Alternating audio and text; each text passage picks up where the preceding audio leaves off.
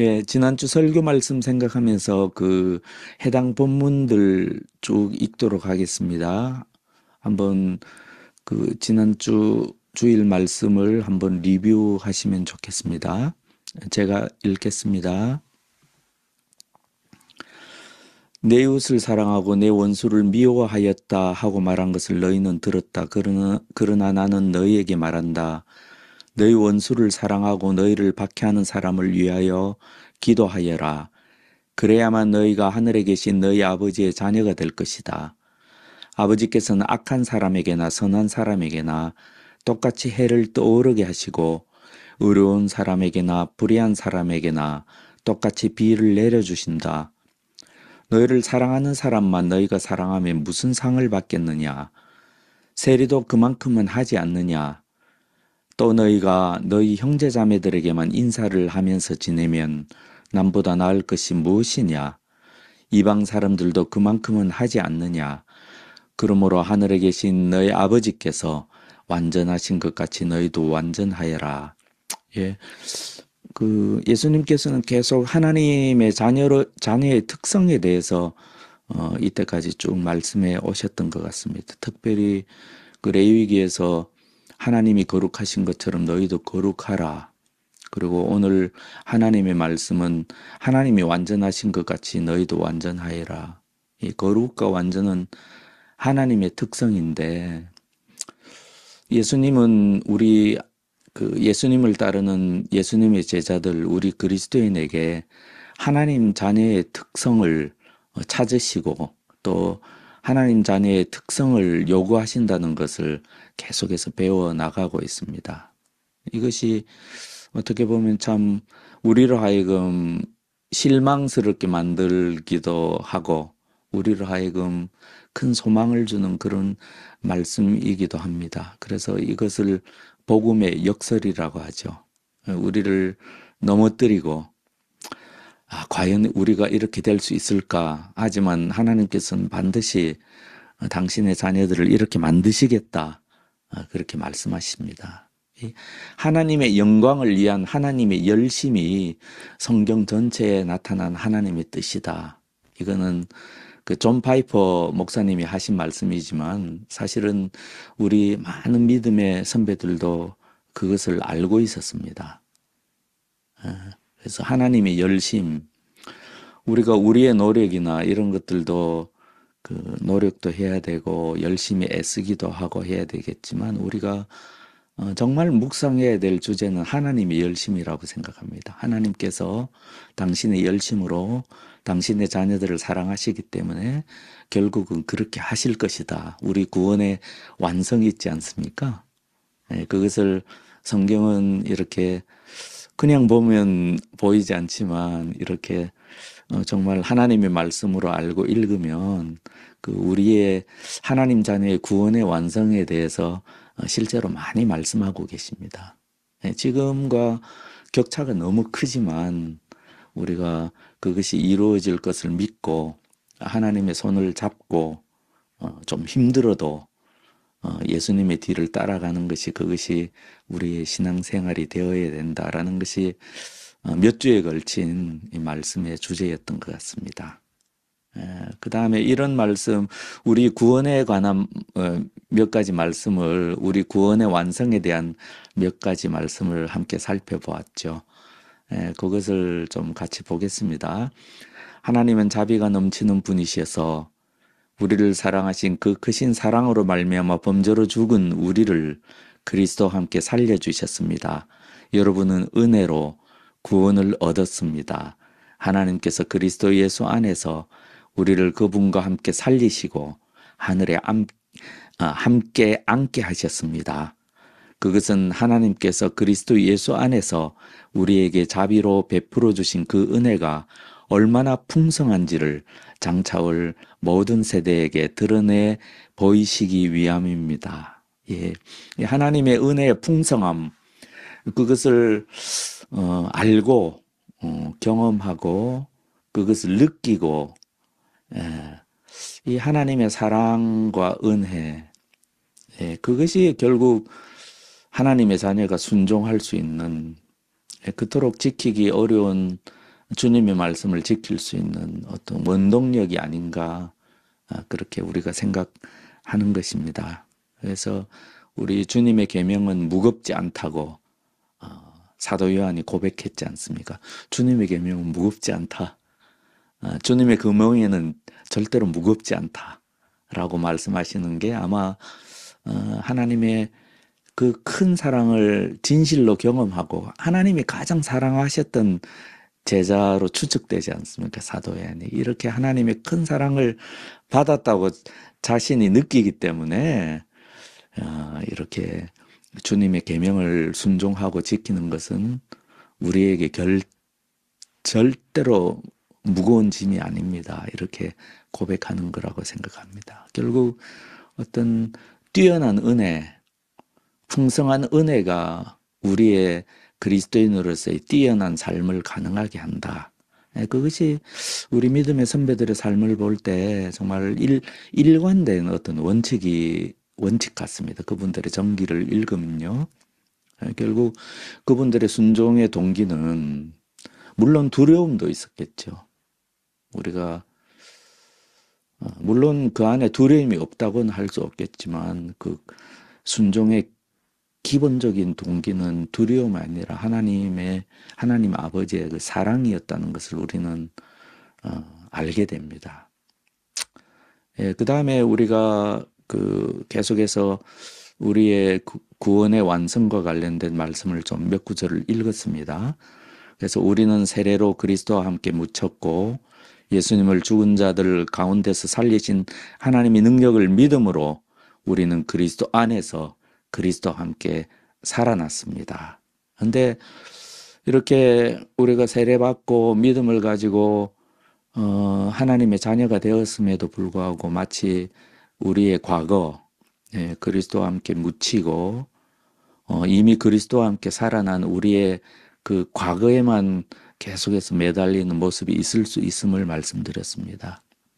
그래서 하나님의 이 깊은 사랑, 과거에 베풀어 주신 하나님의 그 은혜를 우리가 알면 알수록 우리는 그것을 동력을 삼아서 위의 것, 영원한 것, 우리에게 주신 영원한 소망을 계속해서 추구할 수 있다는 말씀을 성경이 말씀하고 계시죠. 그래서 그것이 골로새서 3장 1절 부터 4절입니다.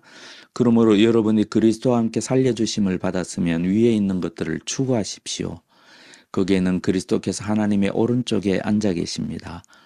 여러분은 땅에 있는 것들을 생각하지 말고 위에 있는 것들을 생각하십시오. 여러분은 이미 죽었고 여러분의 생명은 그리스도와 함께 하나님 안에 감추어져 있습니다. 여러분의 생명이신 그리스도께서 나타나실 때 여러분도 그분과 함께 영광에 쌓여 나타날 것입니다. 이 사도 바울이 지금 뻥치는 게 아닙니다. 이 사도 바울의 실제로 사실은 영적인 경험이죠. 그것을 주님의 계시로 말미암아 과거와 현재와 미래의 어떤 하나님의 자녀들의 영적인 상태를 말하고 있는 것입니다. 그래서 제가 전하기를 골로새서 2장의 이 말씀, 과거에 우리 안에 이루어진 이 말씀이 확고해야만 3장의 영광스러운 말씀들, 위에 있는 것들을 추구하고 하나님 우편에 앉아 계신 그리스도와 함께 영광에 쌓여 나타날 나의 모습, 그리고 우리의 모습을 이렇게 바라볼 수 있게 된다.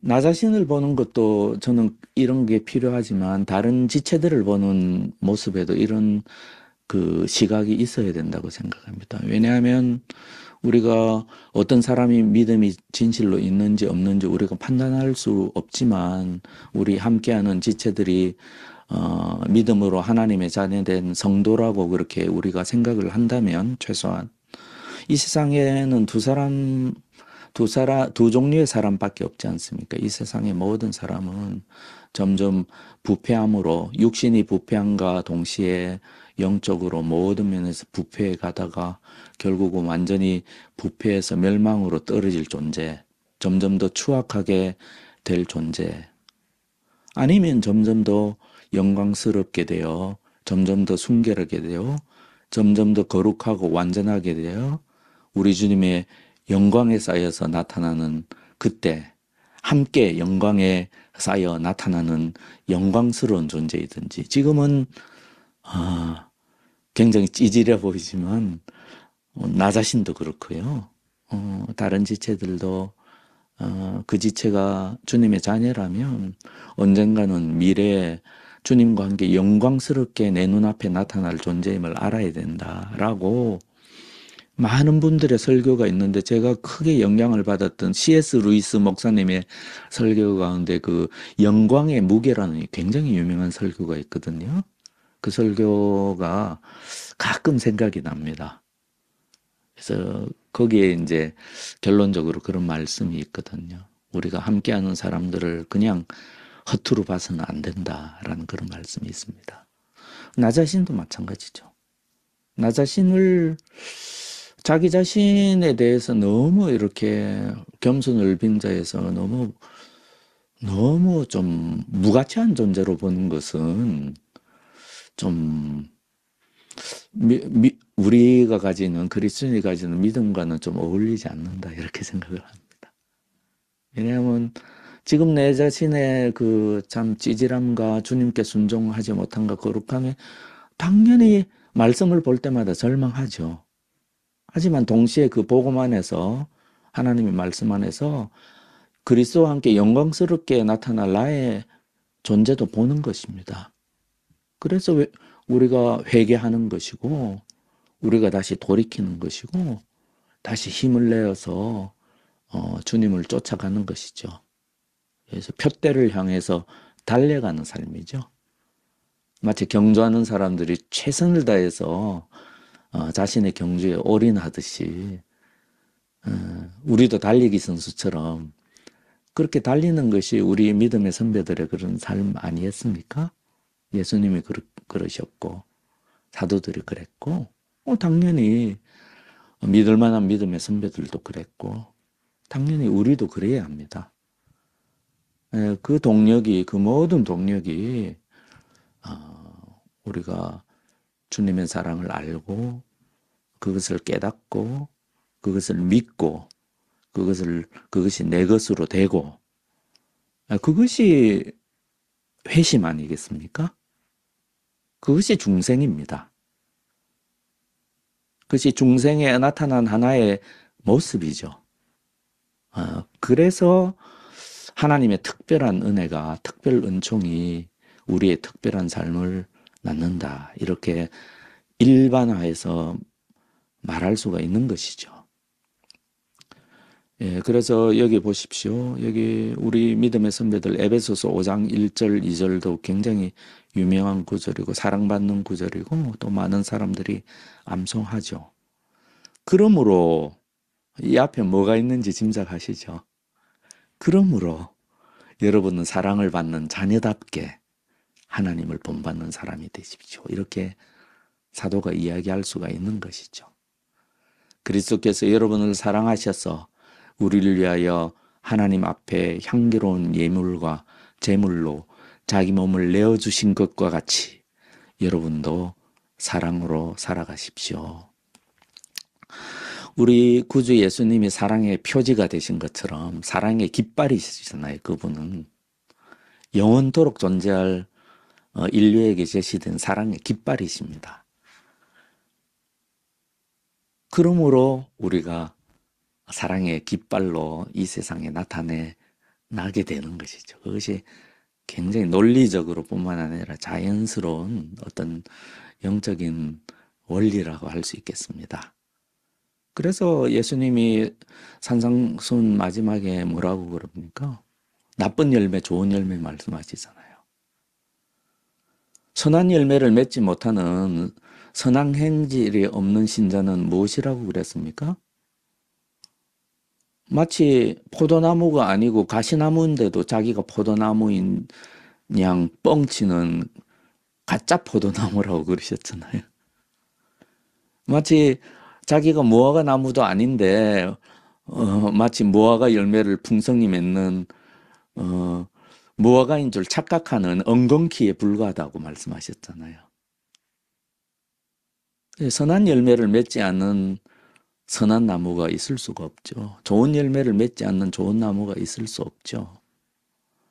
이 마지막 날까지는 드러나지 않죠. 하지만 마지막 날에 주님이 다 가라지 쭉정이들은 다 모아서 불에 태우시죠. 그때까지는 그대로 두라 말씀하셨습니다. 그 일반 우리 같은 성도들은 뭐 그대로 두든 잘라내든 큰 영향이 없겠죠. 하지만 지도자들인 경우는 다르거든요. 지도자들인 경우에는 그 열매가 없는 자들이 지도자로 교회에서 행세하기 시작하면 교회 피해가 너무 크거든요. 그래서 예수님이 거짓 선지자들을 조심하라 말씀하시면서 이 일련의 말씀을 하시잖아요. 왜냐하면 교회 피해가 너무 크니까.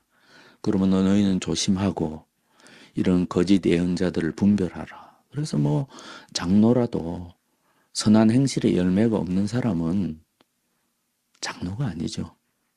목사라도 아무리 말씀을 잘 전해도 선한 행실이 없는 사람은 목사가 아닌 겁니다. 결국은 뭐 다 나중에 주님께서 싸잡아서 불에 태울 그런 쓸데없는 존재입니다. 하물며 우리 같은 일반적인 그리스도인이야 오죽하겠습니까? 예. 그런 말씀을 지금 산상수훈에서 쭉 처음부터 그런 말씀 하시잖아요. 그래서 우리가 마음이 가난한 것이죠. 히딩크가 나 아직도 뭐라고 그랬나요? 멋있는 말 했는데 아직도 배고프다 그랬나요? 아무튼 아직도 배고프다. 네, 아직도 배고프. 굉장히 멋있는 워딩이죠. 우리는 배고픈 존재입니다. 우리는 아직 배고픕니다. 아직도 주님에 의해 배고픈 존재입니다. 그래서 마음이 가난한 자는 복이 있다 그러신 겁니다. 아직도 슬퍼합니다. 왜 슬픕니까? 왜냐하면 지금의 내 모습은 나중에 내 모습과 너무 차이 나잖아요. 너무 부끄럽잖아요. 주님께. 우리가 받은 사랑에 비하면 주님께 돌려드릴 열매가 너무 부족하잖아요. 송요한 그 선생님도 그것을 크게 느끼고 그때가 주님 그분의 새로운 신앙의 시작이었지 않습니까? 가지만 뭐 이렇게 입만 무성한 것 같은데 열매가 없는 거예요. 자신의 삶에. 예, 그것이 마음의 가난함. 그리고 그것이 마음의 애통함. 예, 그런 것 아니겠습니까? 이 땅에서 사는 동안 하나님의 모든 자녀들이 가지는 공통된 특성이죠.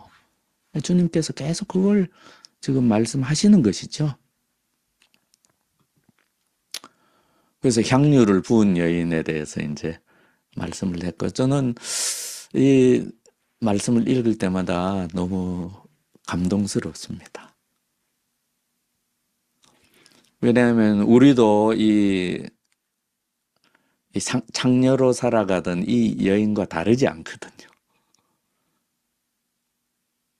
우리가 뭐 이 여인이 이름이 뭐고 또 앞으로 교회에서 어떤 역할을 했고 뭐 신학자들은 또 사도행전에 나타난 또 복음서에 다른 복음서에 나타난 누구다 이런 뭐 이런 식으로 말을 하지만 마가복음 누가가 이것을 나타내지 않았다는 것은 다 또 의미가 있는 겁니다. 이름 없는 한 여인인 것입니다. 이름 없는 이 익명의 여인은 우리 모든 그리스도인을 상징합니다. 우리는 충분히 이 여인이 얼마나 주님의 그 사랑을 동력으로 해서 점점 더 죄에서 벗어나는 삶을 살았을까 충분히 짐작할 수 있습니다. 너무나 감동스럽지 않습니까? 그래서 우리가 주님을 섬기면 뭐 주님을 하면 우리 주님을 섬겨야 된다. 이를 악물고 막 주님의 발에 입 맞추고 향유를 바르고 뭐 그 그걸 이를 악물고 노력하는 삶이 그리스도인의 삶이 아니지 않습니까? 그거는 굉장히 기괴하고 굉장히 어떻게 보면 어리석고 불가능을 한 삶을 살려고 노력하는 그런 은혜가 없는데 은혜 받은 자의 삶을 살려고 하는 그런 참 불쌍한 기독교인이죠. 하지만 참 어떻게 해서 이 여인이 은혜를 받았는지 모르겠지만 틀림없이 주님의 말씀을 들었겠죠. 주님께서 하나님께서 이 여인에게 큰 사랑을 베풀어 주셨구나. 그래서 이 여인이 크게 깨닫고 회개하고 그 하나님의 사랑에 감격해서 이렇게 눈물을 흘리는 나를 딱 보시고 아셨죠. 이런 삶을 주님이 축복하시는 거죠. 이런 자녀가 점점 더 영광스럽게 되어는 가는 존재로 이것이 회심이죠. 회심. 성경이 말하는 회심입니다. conversion. 그 참 이 말씀 그래서 뭐 이거 쭉 한번 읽었으면 해서 이렇게 쭉 그 이렇게 파워포인트를 만들어 봤는데요. 읽지는 않겠습니다. 지난 주일 말씀이라서 다 기억. 내 믿음이 너를 구원하였다. 평안히 가거라.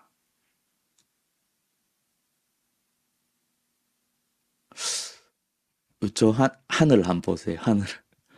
이름 없는 이 여인이 주님과 함께 영광스럽게 하늘에 지금 앉아 있는 것을 우리가 보아야 됩니다. 볼 수 있어야 합니다. 지금 누가는 그걸 이야기하고 있는 겁니다. 그리고 아마 이 초대교회 공동체 안에는 물론 다 장녀들은 아니었겠죠. 뭐 남자도 있었겠고 여자도 있었겠고 다양한 사람들이 있지만 이거는 공통된 경험입니다. 우리가 주님의 사랑에 감격하지 않고 어떻게 그리스도인의 삶을 살 수 있습니까? 불가능합니다. 그럴 수 있다고 주장한다면 은혜 없이 나의 노력으로 구원받을 수 있다고 주장하는 거랑 똑같습니다. 지금 성경은 계속해서 그런 것들을 우리에게 계속해서 말씀하고 계시는 거죠.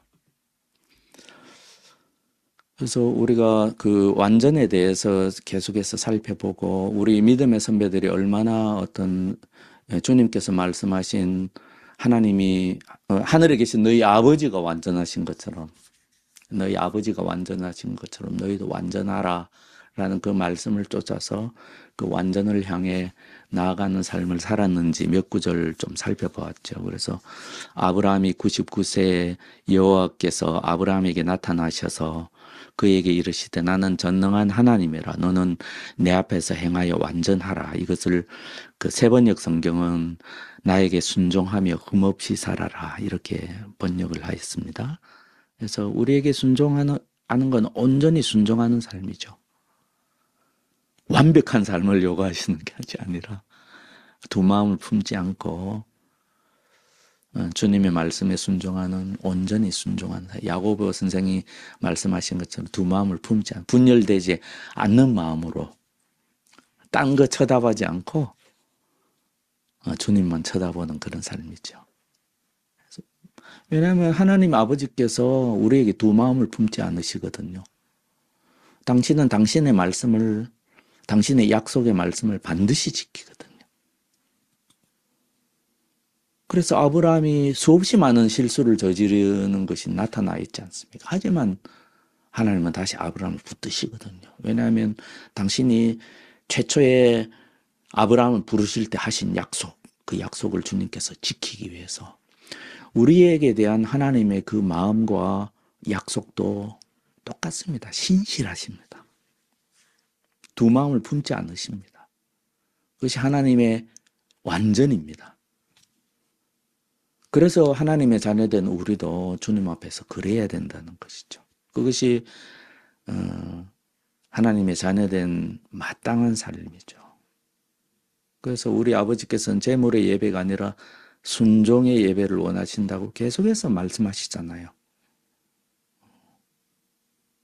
이것이 하나님을 섬기는 것이고 그리스도인의 신앙생활이죠. 뭐 별거 있겠습니까? 한 마음으로 신실하게 주님께 충성하는 것이죠.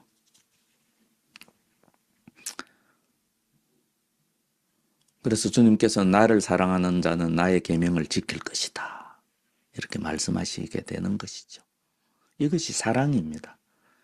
주님을 섬기는 것이고 우리의 신앙생활의 다른 표현입니다. 이것이 하나님의 자녀로서의 삶입니다. 이것을 계속 산상수훈에서 주님께서 말씀하고 계십니다. 마땅한 자세고요. 우리에게는 하나님의 이 사랑을 입은 그런 우리가 지금 살아가고자 하는 삶을 이미 살았던 우리의 믿음의 선배들은 구름대와 똑같이 많습니다. 정말입니다.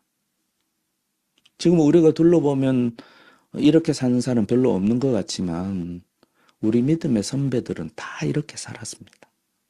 그 수가 적지 않습니다. 천국을 가득 채울 만큼 많습니다. 다 좁은 길을 걸었던 주님의 성도입니다. 나는 이것을 이미 얻은 것도 아니며 이미 완전해졌다는 것도 아닙니다. 그리스도 예수께서 나를 사로잡으셨으므로 나는 그것들을 붙들려고 쫓아가고 있습니다. 이 사도의 신앙의 자세죠. 우리가 본받을 만한 자세죠. 그러므로 우리는 그리스도교의 초보적 말씀을 제쳐놓고서 완전한 경지로 나아갑시다. 물론 이 말씀은 다른 맥락에 있는 말씀이지만 이 히브리서의 중요한 주제는 완전함으로 나아가는 비결, 그런 내용이 분명히 있거든요. 그 다음에 보십시오. 골로새서 1장 28절. 우리가 그를 전파하여 각 사람을 권하고 모든 지혜로 각 사람을 가르치면, 이게 교회가 하는 일이지 않습니까? 제가 여러분에게 하는 일이고, 제가 설교 준비할 때마다 하나님께서 나에게 하시는 일이지 않습니까? 이 교회가 하는 일입니다. 우리가 그리스도를 전파하여 각 사람을 권하고 모든 지혜로 각 사람을 가르치지 않습니까? 서로 가르치지 않습니까? 이 목적은 각 사람을 그리스도 안에서 완전한 자로 세우려 함입니다. 결국 우리가 온전히 주님께 충성하고 온전히 주님께 헌신한 그 지체들은 별로 염려할 필요가 없습니다. 다 알아서 합니다. 이런 헌신된, 온전히 주님께만 헌신된 사람들은 대하기가 너무 편합니다. 왜냐하면 우쭈쭈 안 해줘도 되거든요. 이런 신자들은 우쭈쭈 해줄 필요가 없습니다. 왜냐하면 어떤 정말 주님을 위해서 공동체에서 누구를 섬기든지 누구 병자를 돌보든지 이렇게 교회 하다못해 청소라든지 이렇게 막 열심히 하지 않습니까? 근데 그 마음에 우리 서로가 저 형제는 주님 앞에서 저렇게 하고 있다. 주님을 섬기는 마음으로 저렇게 하고 있구나. 나와 같은 마음으로 지체들을 섬기는구나. 그걸 서로가 알면요, 편합니다. 서로 격려할 필요도 없습니다. 우쭈쭈 할 필요도 없습니다. 너 수고 많지? 미안하면서 밥 사줄 필요도 없습니다. 밥 사주면 오히려 더 안 좋아할 겁니다. 왜냐하면 옳은 소리 한 일을 왼손이 모르게 하지 못한 것에 대해서 오히려 부끄러워할 수도 있습니다. 이것이 온전히 한 마음으로 주님만 섬기기로 결단한 성도의 올바른 자세고, 그런 성도가 모일 때 거기에 하나님의 능력이 나타난다고 생각합니다. 소금과 빛이죠. 그렇게 산다고 생각해 보십시오. 직장에서든 어디서든 그리스도인이죠. 하나님의 자녀죠.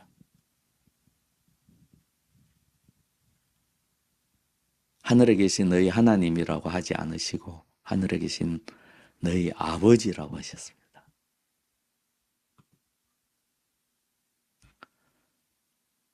그래서 이 모든 걸 종합해서 이 말씀이 우리에게 말씀해 주고 있다고 생각합니다. 그는 이 영광과 덕으로 귀중하고 아주 위대한 약속들을 우리에게 주셨습니다. 그것은 그 약속들로 말미암아 여러분이 세상에서 정욕 때문에 부패하는 사람이 되는 것이 아니라 하나님의 성품에 참여하는 사람이 되게 하시려는 것입니다. 그러므로 여러분은 열성을 다하여 여러분의 믿음에 덕을 다하고 덕에 지식을 다하고 지식에 절제를 다하고 절제에 인내를 다하고 인내에 경건을 다하고 경건에 신도 간의 우애를 다하고 신도 간의 우애에 사랑을 다하도록 하십시오. 형제자매 여러분 더욱더 힘써서 여러분이 부르심을 받은 것과 택하심을 받은 것을 굳게 하십시오. 그러면 여러분은 넘어지지 않을 것입니다. 예, 우리는 하나님의 성품에 참여하는 사람이 되게 하려고 하나님께서 부르셨습니다. 이 사도 베드로는 그 말씀을 지금 하고 계시는 거거든요. 그래서 우리의 믿음의 모든 어떤 추구는 당연한 것이고요. 우리가 이렇게 순종하며 나아갈 때 우리의 부르심과 택하심을 주님께서 점점 든든히 해주십니다. 처음에 확신은 작았지만 점점 더 그 확신은 굳어져서 주님께서 정말 죄인의 개수와도 같은 나를 영광스럽게 만들어 주실 것을 믿고 사람을 두려워하지 않고 오직 하나님만 두려워하면서 살 수 있게 되죠. 또 세상 사람들을 보기에는 뭐라고 하겠습니까? 아, 저 사람은 그리스도인이구나. 아, 진짜 내가 저 사람처럼만 살 수 있다면 나도 신자가 되고 싶은데 그런 초대교회 그런 기록들이 많거든요. 예. 오늘날의 교회도 또 특별히 우리 교회도 그렇게 꼭 되었으면 좋겠습니다. 우리의 능력으로 되는 것이 아니죠. 오직 하나님의 은혜와 성령의 능력으로만 되는 것이죠. 그래서 우리 주님의 말씀을 읽을 때마다 절망할 수밖에 없습니다. 그것이 너무 자연스럽습니다. 낙심하게 되죠. 하지만 다시 믿음으로 이 말씀에 대한 소망, 주님의 사랑, 주님의 자비하심, 주님의 인내하심, 주님께서 인내하시지 않았다면 이 세상의 모든 인류가 벌써 다 죽어 있겠죠. 이 하나님의 일반 은총, 그리고 특별하게 하나님 자녀인 우리에게 내려주신 특별 은총, 그런 것들을 믿음으로 붙들고 살아가는 그런 은혜가 저와 여러분에게 있기를 간절히 바랍니다. 그래서 이렇게 말씀을 기억하고 좀 생각을 해봤으면 좋겠습니다. 찬양 하나 하겠습니다.